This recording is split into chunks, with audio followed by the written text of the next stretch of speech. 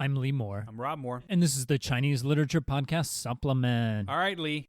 When last we appeared, we were forging through the final dark waters of the Mao years. Well, you were. I was in Taiwan. Well, it's actually not true for both of us because I was talking about some really interesting stuff. It was just below ground. Huan Chun Ming, nativist Taiwanese literature. You had Mengke, yeah. Actually, yeah. So anyway, there was great stuff. Nothing to happening complain towards about. That decade was, in terms of what was published, was quite on the mainland is quite bad. But that's we can't ignore the fact that was there published are places above ground. There are places outside of mainland Chinese publication houses that actually produce great literature. Incredible in stuff. Chinese. Yeah. But this week in our supplement. This is your call, and you've got us some clickbait. Tell the people what we're talking about this week. Today we are going to finally answer the question you have all been asking: Is Taiwan Chinese? That's the actual name of the book. Now, oh, that's right. That's the name of the book too. Yeah. we're gonna settle it though. I mean, if you're listening to this, when Xi you finish Jinping, this, Tsai Ing-wen, Joe Biden, everybody is going to be listening because when we're done. The question will be definitively settled by two dudes in Oregon. We're drinking beer, drinking way too much beer. Yeah, not enough really if we're talking about this particular question. I think there's not enough beer in the world to really solve this question. There's really not. Maybe enough baijiu. But when you first suggested this book, I resisted. You were like, no. No, I was like, no. And the reason is, well, a lot of you can probably identify. Because I thought, oh, great, another one of these books where it's like, let me tell you just how bad the mainland is and why Taiwan should be its own. I was like, I'm kind of tired of this thing.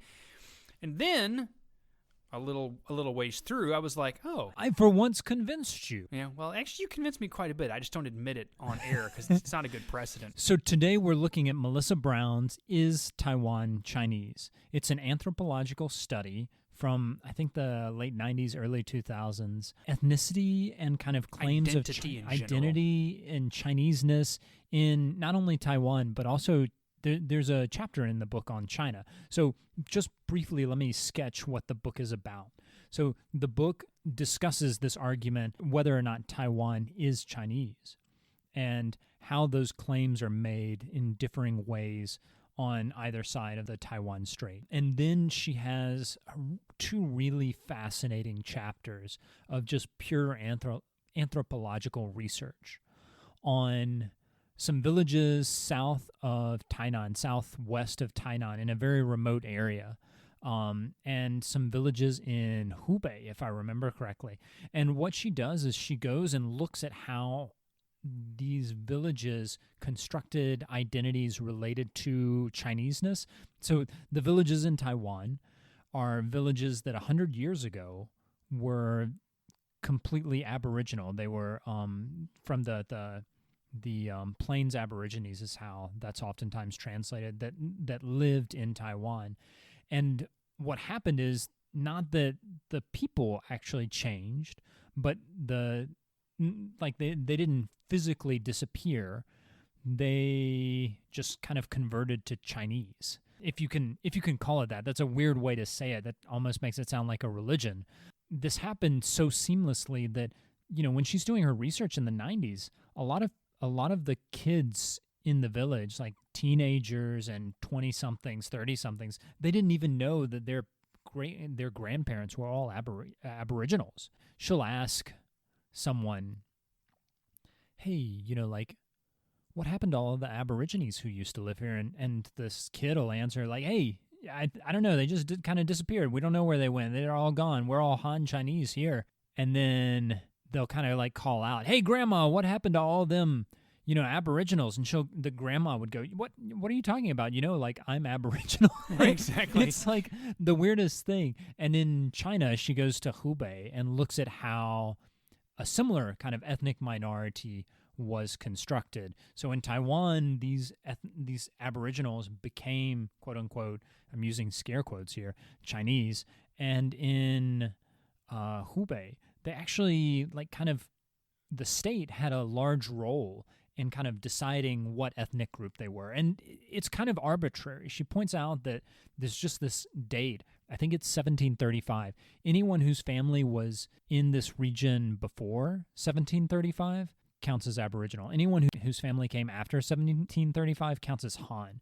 So the campaign to decide whether or not these people were ethnic minorities, 少数民族, starts, I think, in the 1950s, 1960s. But because of the Cultural Revolution, anything having to do with nationality is completely untouchable at a certain point. So this campaign stops, and it doesn't reach some villages. And a lot of those villagers had all of their family histories destroyed. And so they were able to, after the Cultural Revolution and things kind of cooled down, they were able to claim ethnic identity status, even though they probably weren't, according to, if their family histories had been there, their family histories would have probably said they're Han Chinese. Again, the point of all of this is not to decide whether or not they are Chinese. There is no, it's not like a pregnancy test. There's not like a plus or a minus sign that you can just urinate on and know what identity. Rob, you're looking at me. I was about to say that would make for a very different geopolitical situation if you just had lines of people taking P tests honestly, for their nationality. that could be a really good Liu Cixin I'd love short to see story, that. I'd love to see sci-fi that. short story, right? Absolutely. The nationality P test. But anyway, identity is very much constructed, and it's manipulated by governments, and it's manipulated by a lot of different social factors. And this is really the strength of the book, because in the title, what you're expecting is a standard approach to, you can pick a media outlet, any media outlet. You're going to find some version of this question. But Melissa Brown's point is, well, we're spending way too much time on what governments say about nationality, who the leaders say these people are. So you're Taiwanese, you're Chinese because this little strip of land here, going back to whenever, was always claimed by our government. So that's one way to settle the argument. What her book is really talking about is, okay, but what do these people say about themselves? And not just, when I say these people, I don't just mean Taiwanese, but Chinese also. This is the strength of that section on Hubei. Is great. We talked about Taiwan, but what do Chinese minorities say about themselves? How do they construct this? So you're absolutely right. There is kind of a discussion of what do these people say about their identity, and that's separate from how kind of identity is imposed by governments. But her point is also that a lot of this is kind of strange because at least the Taiwanese villagers in these formerly Aboriginal villages, they don't even know that they're Aboriginal or that they come from an Aboriginal background, and that they essentially had this identity. They were allowed to become Han Chinese. The long story is that in the Japanese colonized Taiwan in 1895. They put an end to foot binding, and that foot binding was the only significant thing separating Taiwanese Aboriginals from Han Chinese non-Aboriginal populations. And so after about 15 years of not allowing foot binding, women from Aboriginal groups started marrying back and forth. And so they just kind of mixed, and no one really knew that they were Aboriginal. Like that identity just it just disappeared because no one wanted it. And even within the Chinese language, this is the other thing that's really interesting. And I'd read this before, so I wasn't a stranger to this argument, especially if you've studied anything that belongs sort of the Sinophone literature umbrella. The very term Chinese in Chinese is problematic, right? So you can say something like 中国人. For the listener who doesn't read Chinese and doesn't know 中国人, how political is it? It's a national citizenship. So all 56 Chinese minorities can call themselves 中国人. 中 is middle or center. The guo character usually is nation, kingdom, country, some sort of polis. And, of course, the traditional definition of this is the center, the middle kingdom. That's what all bad journalists use. Exactly. to translate 中国as. And we do occasionally, too, when we need some clickbait. But we're not above that. We're cheap. We're cheap, too. Speaking of which, we are on Patreon as well. Yeah, we are. We're making so much money. I'm going to go buy my new Jaguar this afternoon.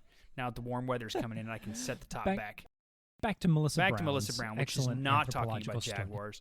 So Zhongguo is a national citizenship thing, right? Now, if you're in China, what you're equally likely to hear anyway is Hanzu, which is a people group, the Han Chinese. In fact, Chinese characters are usually classified as Hanzi, like the characters of the Han but that's an ethnic group, or historically was an ethnic group. Well, it's a political group. The Han Dynasty was a dynasty that became an ethnic. It's become. But I mean, historically, yes, it was. Yeah, you're right. This is a part of this is just we're having trouble trying to explain this because it's incredibly complicated and it's something that can't be explained. It's a and hot even mess. then, well, and there's another one that I don't even think I'd have to go back and look at it again. I don't think she even includes this, which is Zhonghua Ren. Like, yeah, I don't think she discusses. Now that's an interesting one because if you're familiar with the Wolf Warrior films, the movie posters. I'd have to go back and get the exact Chinese characters, but it uses, instead of Zhongguoren, the tagline is, those who harm or do something bad to Chinese people, they must be pursued no matter how far, right?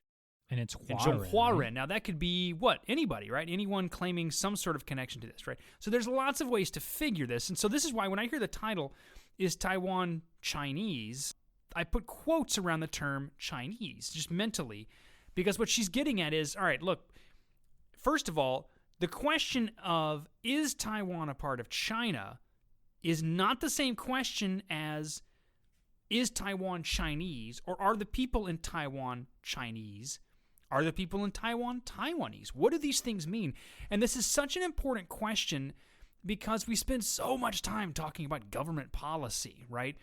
Whether or not arms should be sold to Taiwan and what that's going to do to Chinese-American relations, and next to no time talking about what do people in these two countries, how do they conceive of themselves? And how are those identities created? Exactly. And this is why the book is so valuable, and why this line of thought is so valuable.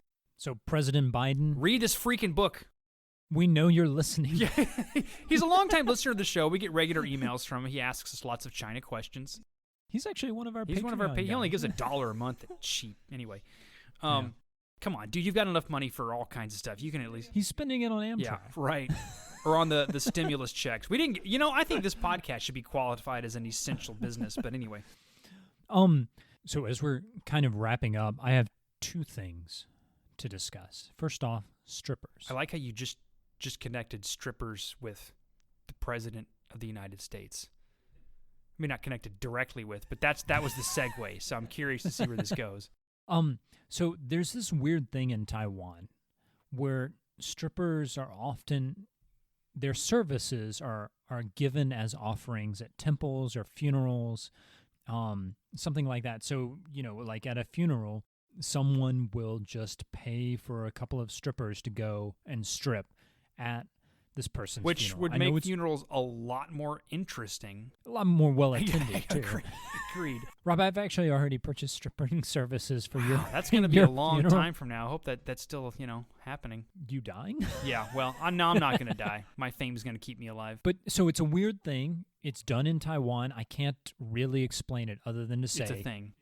It's a thing. Yeah, this is like a thing. Especially in rural Taiwan, men will buy other men's strippers for their funerals or services at a temple or something like that.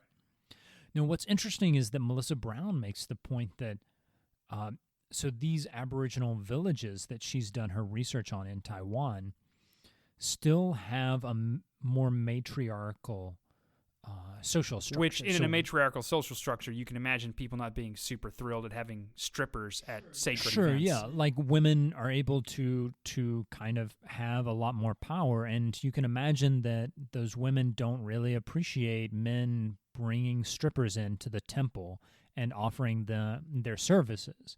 So she actually has a story or two about strippers coming into one of the local temples, and some of the women leaders who are also seers, they're prophetesses sort of thing. Yeah, prophets.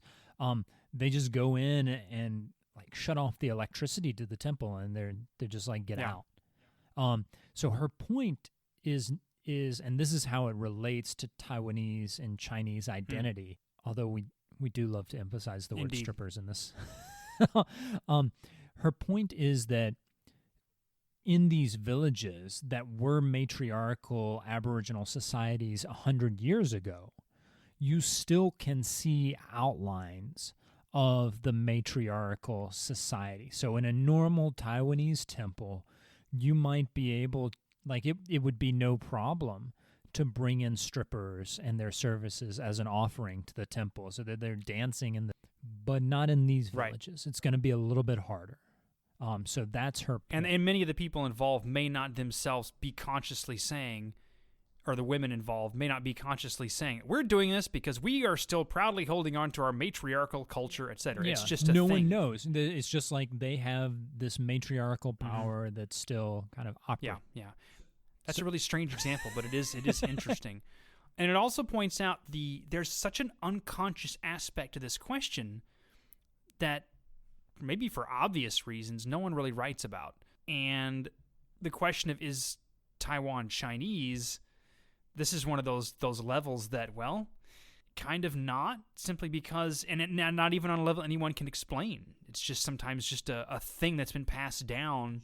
You just lost your visa to did. China. Of course, I wasn't trying to get there anyway, but hope I can go back someday. The last thing I wanted to point out, her answer to the question, is Taiwan Chinese, this is a stupid question. Which is such a great answer. She doesn't really, I'm kind of summarizing a bit, but she makes the point that if the PRC were to bring its kind of categorization of ethnic minorities from Hubei to Taiwan, the answer would be no. Taiwan is not Chinese. But both answers are these Xiaoshu Minzu in Hubei, and are these people in Taiwan Chinese? How do they qualify? What is their identity? Both of the answers are not driven by data or facts. They're driven more by politics and the needs of governments on both sides. Everybody's guilty. And that's what I think makes this book so fascinating. I would agree. As always, well, not as always. As we wrap this up, though, as always, everybody, you can find us on Twitter, Instagram, ChinLitPod on Twitter, ChineseLitPod on Instagram. Rob, you're trying to be good about tweeting. Yeah. Twitter's not really our thing, but we do try to put stuff on there so people know we exist. But there's another way people can support the efforts of the Chinese Literature Podcast, and that is through Patreon, Chinese Literature Podcast. So if you were thinking of making an offering of strippers to a Taiwanese temple, but you want to look for a slightly better cause, maybe it's the Chinese Lit Podcast. Bearing in mind that this probably will get shut down by the more matriarchally powerful members of our family. I can just see one of the prophetesses going into Patreon's negative offices and just shutting the power down. I can see that happening as well. It's a thought that counts. Well, I think that's a great place to end it. I'm Lee Moore. I'm Rob Moore. And this is the Chinese Literature Podcast.